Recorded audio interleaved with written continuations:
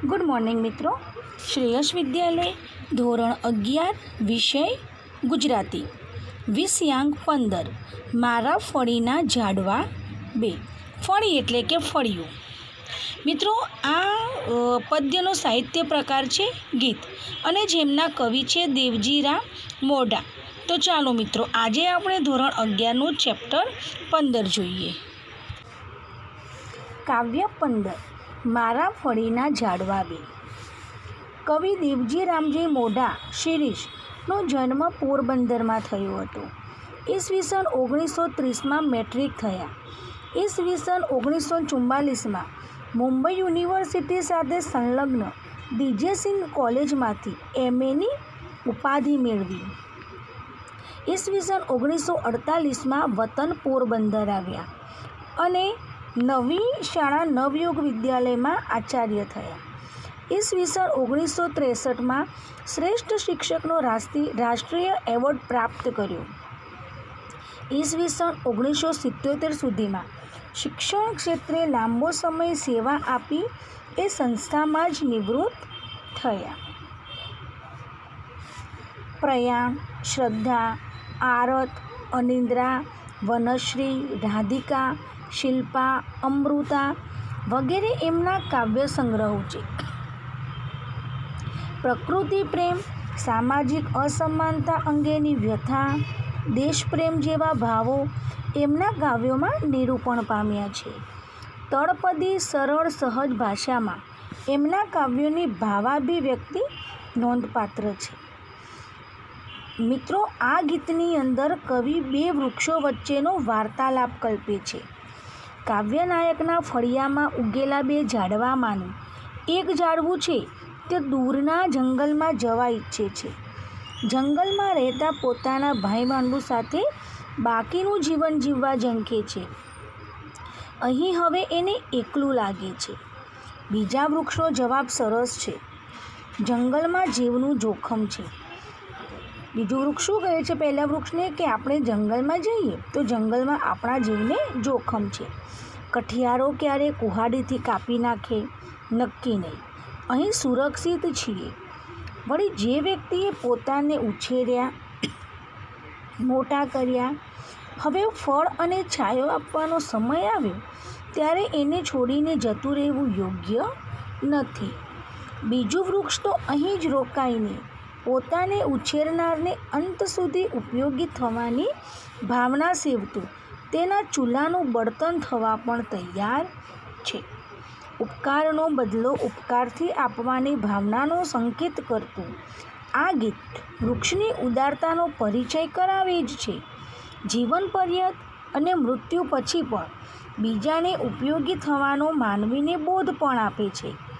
માનવ જીવનની સાર્થકતા અન્યને ઉપયોગી થવામાં છે એ વાત કવિએ અહીં બે વૃક્ષોના રૂપક દ્વારા સમજાવી છે. તો ચાલો મિત્રો, આપણે આ ગીતની સમજૂતી મેળવીએ. મારા ફળીના ઝાડવા 2. ફળી એટલે કે ફળિયું, કે મારા ફળીમાં 2 ઝાડવા હતા. કરતા એક દી વાતો, દી એટલે દિવસ. એક દિવસ બંને વાતો કરતા હતા. એક કહે એટલે કે જે એક ઝાડવું હતું એ કહેવા લાગ્યું, હદ થાય હવે, નહીં ભાંડું વિજોગ ખમાતો. વિજોગ એટલે કે વિયોગ, ખમાતો એટલે કે સહન થતું. શું કહે છે એક ઝાડ કે હવે તો હદ થાય છે. ભાંડું એટલે કે ભાઈઓનો, સ્વજનોનો, કે હવે સ્વજનોનો વિયોગ સહન થતો નથી. ચાલને અહીંથી ચાલતા થાઈએ, અહીંથી એટલે કે અહીંયાથી. શું કહે છે પહેલું ઝાડવું બીજા ઝાડવાને, ચાલને આપણે અહીંયાથી ચાલતા જઈએ. આગળ આગળ વનમાં જાય, આગળ આગળ એટલે કે દૂર દૂર દૂર વનમાં આપણે આપણા સ્વજનો પાસે જતા રહીએ. બીજું કહે એમાં જીવનું જોખમ. ત્યારે બીજું ઝાડવું શું કહે છે પહેલાં ઝાડવાને કે આપણે ત્યાં જઈએ જંગલમાં તો ત્યાં આપણા જીવને શું છે જોખમ છે.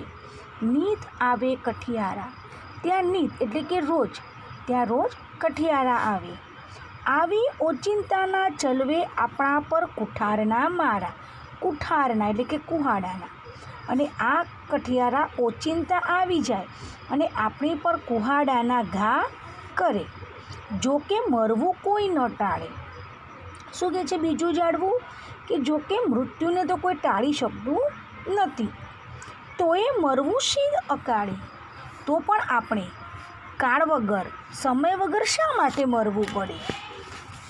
પેલું કહે એટલે કે પહેલું ઝાડવું કહે, અહીં દન ખૂટે તો પછી ન ખૂટે રાત. કે અહીં દિવસ પૂરો થાય છે તો પાછી રાત કેમે કરીને પૂરી થતી નથી. અહીં અટૂલું એકલું લાગે તહીં તો આપણી નાત. પહેલું ઝાડવું શું કહે છે? કે અહીંયા તો એકલવાયું લાગે છે, ત્યાં તો આપણી નાત છે, આપણી જાત છે. ચાલને આપણે ચાલતા થાય એટલે કે ચાલને આપણે અહીંયાથી ચાલી નીકળીએ, આગા આગા વનમાં જાય અને દૂર દૂર વનમાં જતા રહીએ.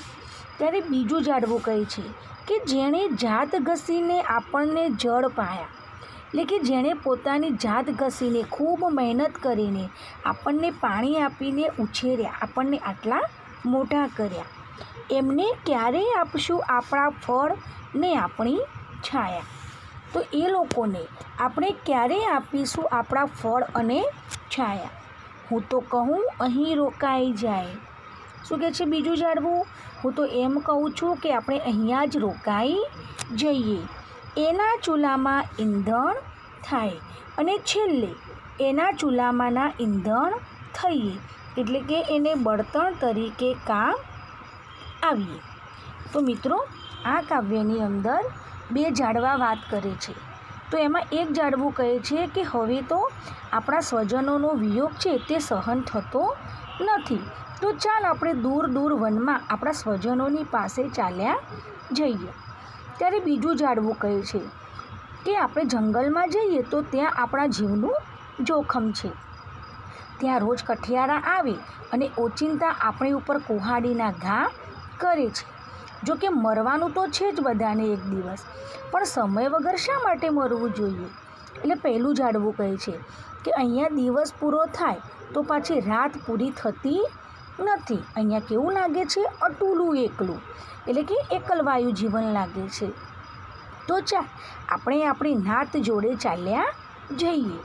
એટલે બીજું કહે છે કે જેણે આપણને જાત ઘસીને મોટા કર્યા એમને હવે આપણે એમના ઉપકારનો બદલો આપવાનો સમય આવી ગયો છે, તો આપણે એને આપણા છાયા અને ફળ આપીએ. અને હું તો કહું છું કે અહીંયા જ રોકાઈ જઈએ અને છેલ્લે એમના ચૂલાના બળતણ તરીકે આપણે કામ આવીએ.